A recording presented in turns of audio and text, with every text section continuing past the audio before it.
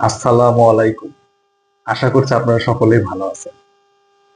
গতকালকের ভিডিওতে আমি কিছু ব্যক্তির নাম প্রকাশ করেছিলাম যারা বিদেশি অর্থের মাধ্যমে বাংলাদেশের এই ধ্বংসযজ্ঞের পিছনে যে নীল নকশা হয়েছিল তাদের কাছে তারা বিক্রি হয়ে গিয়েছিল। তাদের কিছু সংখ্যক নাম আমি আপনাদের সামনে বলেছিলাম। আজকে বলবো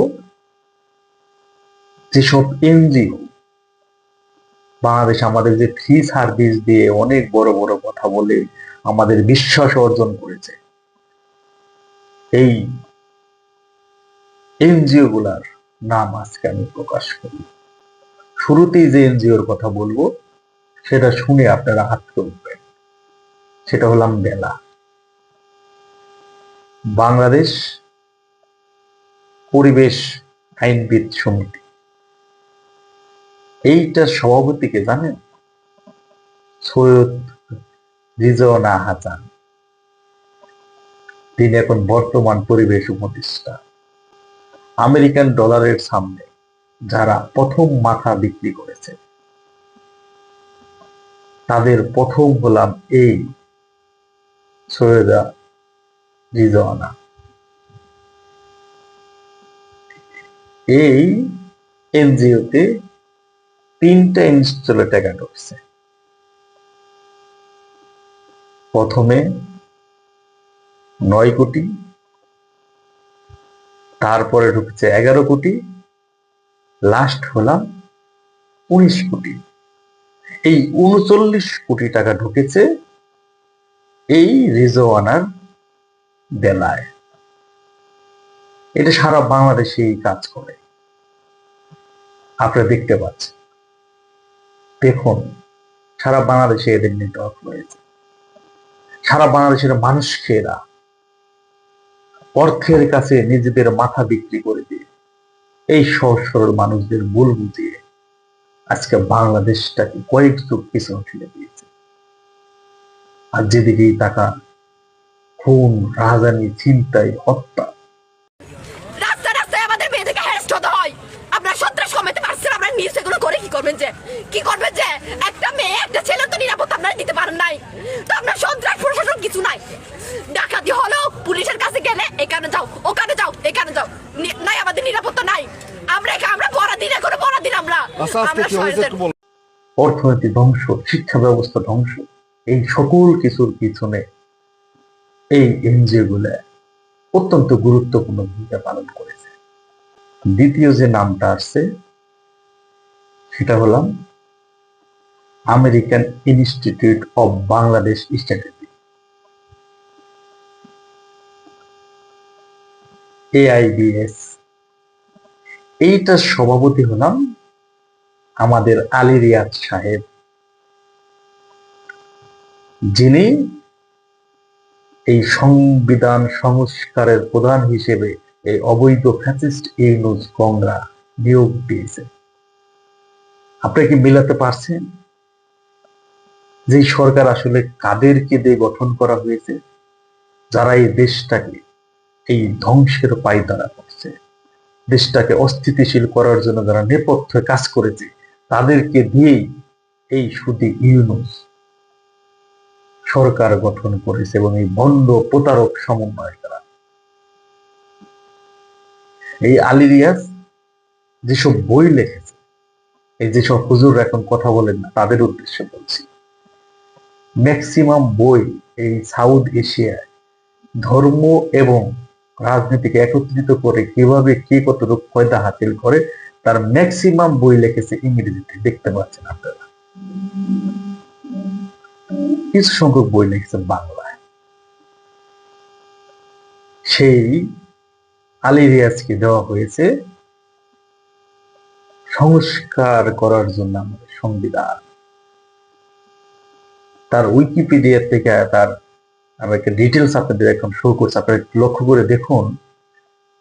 তার জন্মস্থানের জায়গায় এখনো পূর্ব পাকিস্তান লেখা আছে। কতটা ন্যাক্কারজনক হলে, কতটা বাংলাদেশি বিদ্বেষী হলে,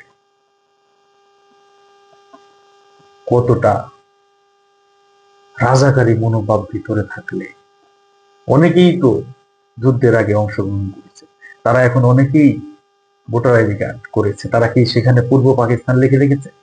কিন্তু এই রাজাকারের বাচ্চাটা এখনো তার জন্মস্থানের জায়গায় পূর্ব পাকিস্তান লিখে রেখেছে। আর তাকেই দেওয়া হয়েছে সংবিধান সংস্কার। বুঝতে পারছেন ৭১-এর পরাজিত শক্তিরা কিভাবে আমাদের উপর জেগে বসেছে।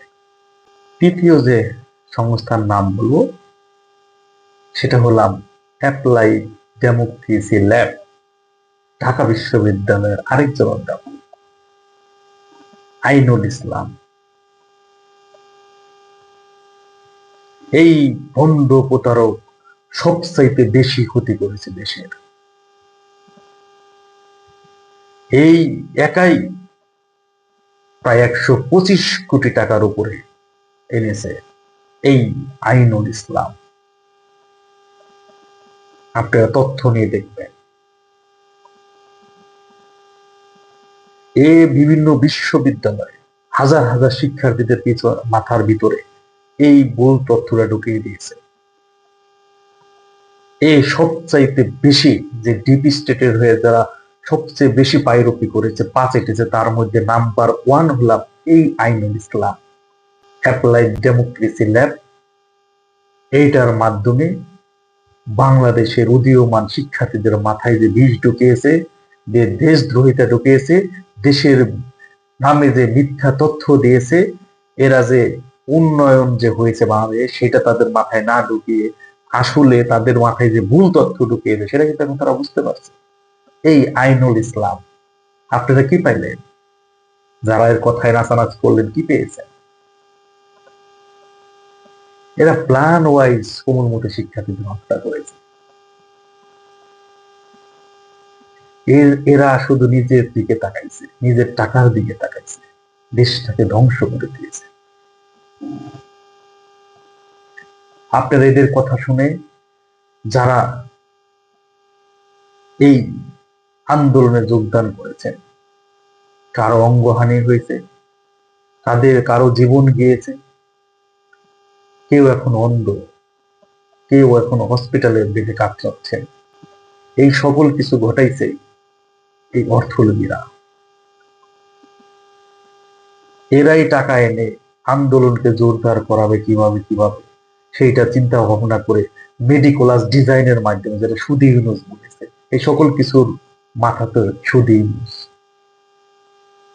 মেডিকোলাস ডিজাইনের মাধ্যমে আমাদের বাংলাদেশের কোমলমতি শিক্ষার্থীদের উপরে এরা গুলি চালিয়েছে, এরা দেশটাকে অস্থিতিশীল করে তুলেছে। আর সকল জায়গায় চিন্তায় রাহাজানি কম, আপনাকে দেখতে পাচ্ছেন। কারণ যেসব জঙ্গিরা জেল ভেঙে এরা অবমুক্ত করেছিল, তাদের কিন্তু কোনো এরা কিন্তু কোনো স্টেপ নেয়নি। বাংলাদেশের শুধু ঢাকা শহরে যত কিশোর গ্যাং ছিল ১৩৮টা, তারা এখন সকলেই মেধাবী হয়ে গিয়েছে, তাদেরকে ধরা হয়নি। শীর্ষ সন্ত্রাসীদের সমাজে অবমুক্ত করে দিচ্ছে, যে তারা আরো কিছু ঘটাইতে পারে। এসব কিছুই উস্কে দিয়েছে এই সব এনজিও লোকেরা, এবং সাধারণ মানুষের ভিতরে এরা ভয় ভীতি ঢুকিয়ে দিয়েছে। বাংলাদেশের ম্যাক্সিমাম এনজিও চলে কিন্তু ইউএসএইড এর টাকায়।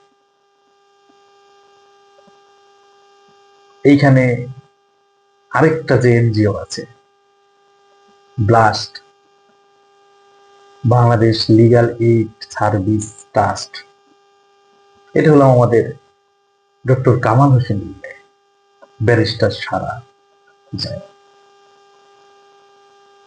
এদের কিন্তু ফান্ডিংটা হয় কিন্তু এই আমেরিকান এইড এর কাছ থেকে।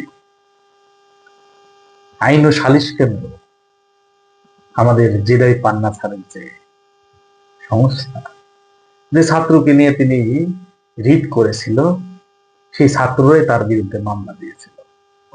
এই এনজিও গুলা সবকিছু কিন্তু আমেরিকান এইড এর টাকাই চলে। তাই এদের প্রত্যেকের ব্যাপারে আমাদের সকলকে আরো অনেক বেশি সচেতন হতে হবে এই এনজিওদের ব্যাপারে। আরো অনেক এনজিও জড়িত আছে, অনেক ব্যক্তি আছে, আমি আগেই বলেছি। আস্তে আস্তে প্রত্যেকের মুখোশ উন্মোচন করা হবে ইনশাল্লাহ।